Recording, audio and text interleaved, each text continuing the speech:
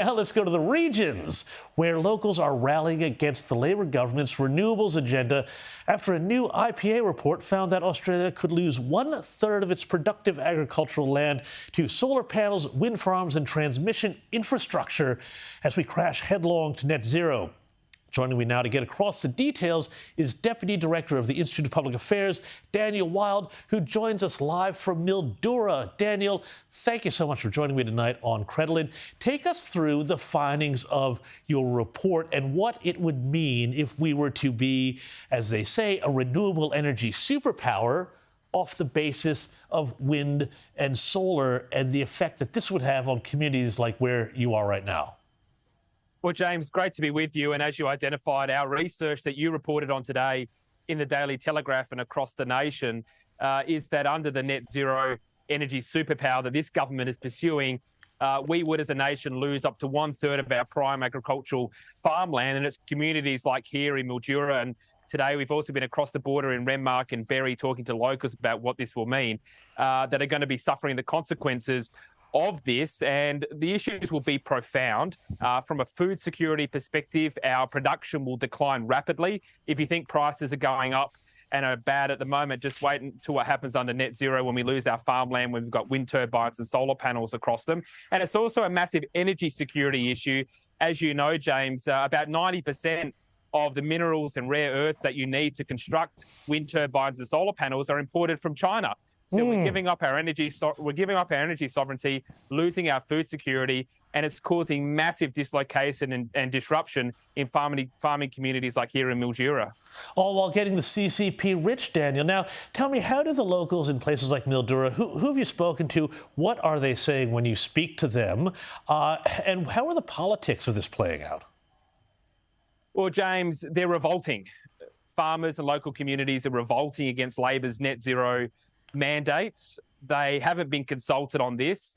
As I said, it's dividing the community, it's undermining their local prosperity.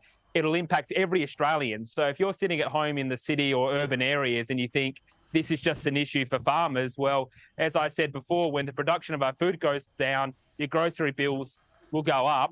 And James, this is very similar. I was on this program back in June of this year in Western Australia, talking about the Aboriginal cultural heritage laws in Western Australia.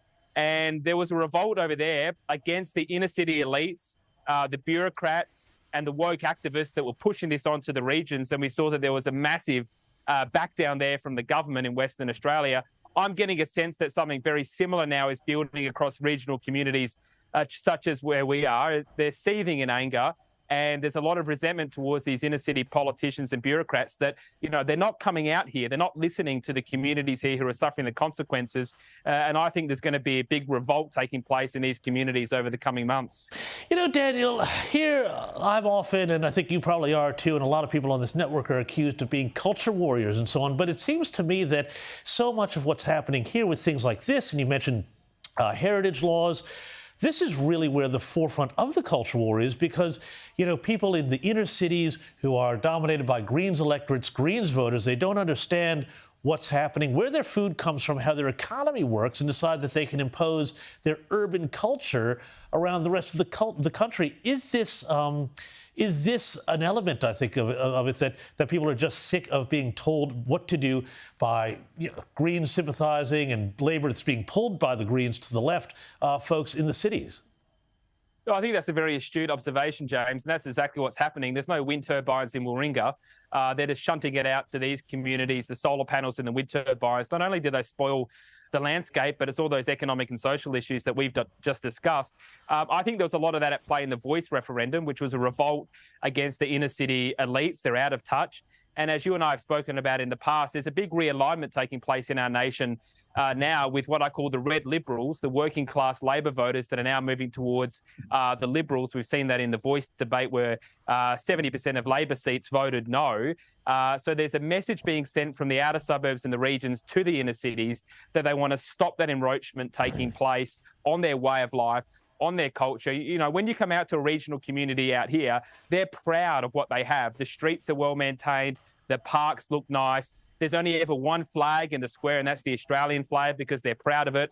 It's a very different culture and way of life in the regions. And as you rightly say, many of those from the inner cities look down in a very demeaning way towards those out here that are really the heart and soul of our nation.